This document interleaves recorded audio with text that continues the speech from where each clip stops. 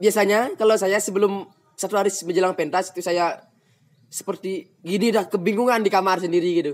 Apa yang digunakan untuk besok hari pentas atau nanti malam pentas gitu. Sering dah saya bengong sendiri atau menjauh dari kerumunan untuk memikirkan hal itu gitu.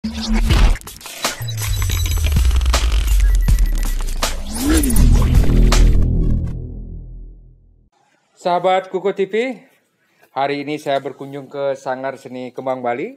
Saya berjumpa dengan seniman muda, Imade Duwung Banda Nagara. Panggilan akrabnya Dek Du. Dia adalah seorang dalang, juga seorang pembuat wayang. Kadek juga sempat jadi dalang cilik. Oh ya, pernah 2 kali. 2 kali. Ya, mewakili Tabanan. Mewakili Tabanan itu tahun berapa, Dek? Yang pertama 2014 dengan lakon Wang Bang Eko Lawio gitu. Oh, Bang Eko Lawio yang bertarung dengan Arjuna ya, yang tangannya Ya, yang sampai tangannya dipotong gitu ya. Kemudian yang kedua 2016 Parade. Ya, Wayang Ramayana. Pada saat itu saya mengambil lakon Kumbakarna Lino. Kumbakarna. Ya. Siapa yang melatih Kadek mendalang, ayah atau kakek? Oh, kalau secara langsungnya kakek. Kakek. Ya. Dari sentuhan dari ayah sendiri? Oh, cuman di pembuatan naskah bagaimana ini diolah seperti ini gitu. Oh, misalnya ada kesalahan kata dari saya itu yang diperbaiki dari ya. Kalau dari pegang wayang yang dari awal memang kakek yang mengajar. Itu gimana hasilnya kemarin di tahun 2014 ya? Oh ya, itu juara 4 kayaknya. Juara 4 ya. Ya. Sudah luar biasa. Kemudian yang 2016 itu parade saja. Nah, setelah itu pentas-pentas selanjutnya di mana ada? Oh, pernah juga palingan di sekitar Desa Tunjuk mewayang di sini, pernah di Prodesa, pernah di Purpusah, di sini pernah ngayah, di sini di Pengelurah pernah kayaknya itu. Jadi setelah itu sering pentas ya di lingkungan desa. Ya. Apa tantangan terberat sebagai seorang dalang, Dek? Mempersiapkan gininya, alur ceritanya agar cara mengemas alur cerita agar menarik ditonton seperti itu. Itu tantangannya. Ya. Sempat sampai kepikiran nggak, Dek? Wah, sekarang saya harus pentas apa yang bahan-bahan yang harus saya siapkan? Pernah, sering. Ya, biasanya kalau saya sebelum 1 hari menjelang pentas itu saya seperti gini dah kebingungan di kamar sendiri gitu. Apa yang digunakan untuk besok hari pentas atau nanti malam pentas gitu. Sering dah saya bengong sendiri atau menjauh dari kerumunan untuk memikirkan hal itu gitu. Terutama memikirkan banyolan atau kalau alur cerita kan sudah dikuasai. Yang terberat itu apa? Itu dah yang untuk alur cerita memang sudah, tapi dengan punakawan itu kan menceritakan tentang rakyat ini ya. Di situ harus membuat nyambung dialognya antara misalnya menggunakan 2 model punakawan itu harus mau dia runtutan gininya dialognya agar sampai ke alur ceritanya ini itu. Lumayan itu susah. Lumayan menguras pikiran ya.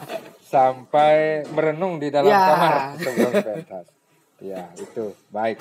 Kalau membuat wayang sendiri, Dek? Kalau membuat wayangnya mengukir atau memulas atau mengecat sampai total jadi. Kerumitannya, masalahnya. Mungkin cuma di waktunya saya juga lumayan sibuk ya. Jadinya saya jarang-jarang dapat gini. Kalau ngukir saya lebih suka ngukir daripada mulas gitu. Lebih suka ngukir daripada mewarnai.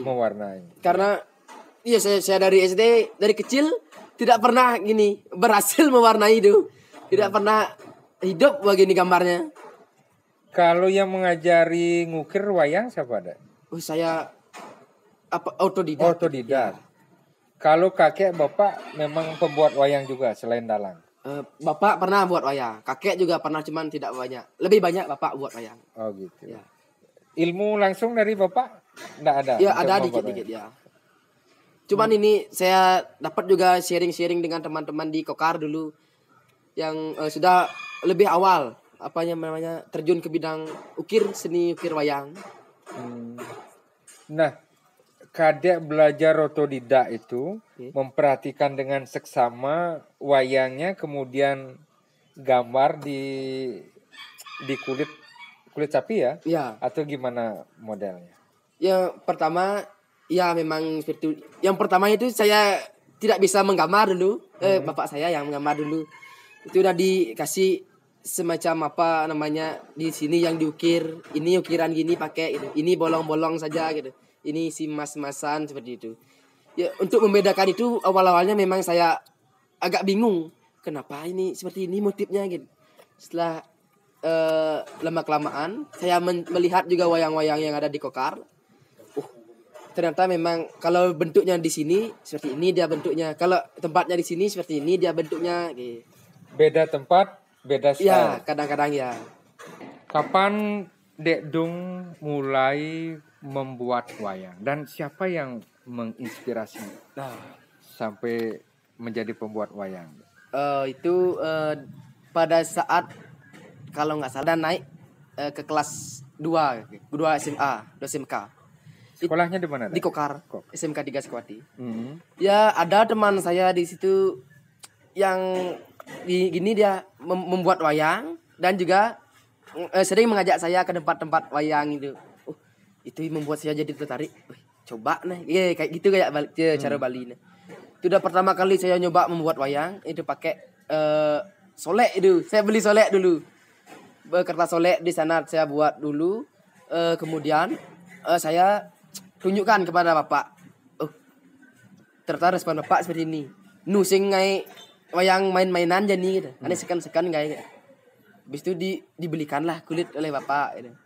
Pertama kali buat kayaknya itu Agustus itu. Agustus. Ya. Itu tokoh apa yang dibuat pertama? Tualen. Ya. Tualen pertama itu.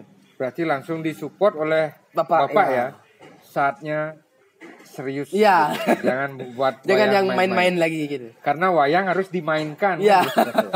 Ya. Jadi seperti itu. Setelah selesai Tualen, apa respon bapak waktu itu?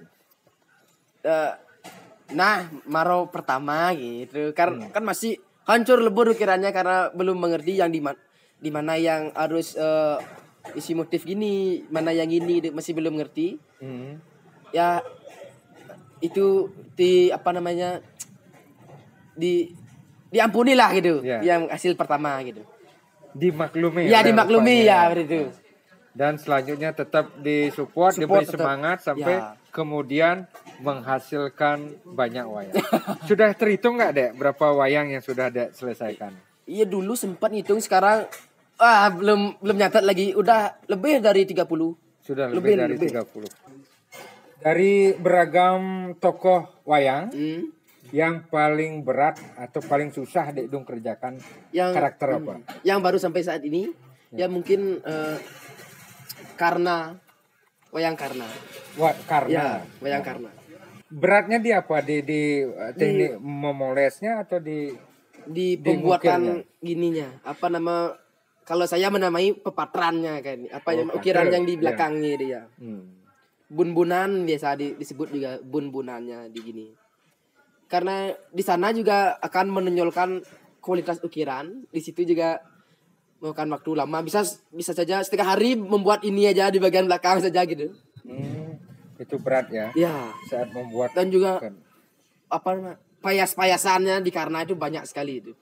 Mewah memang.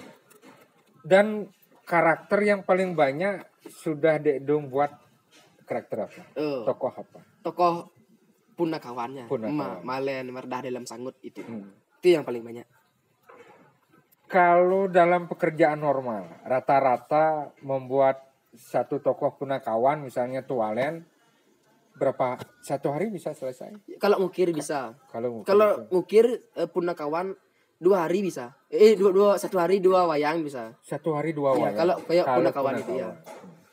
Kalau sampai itu ngukir aja. Finish ya. Kalau sampai finish.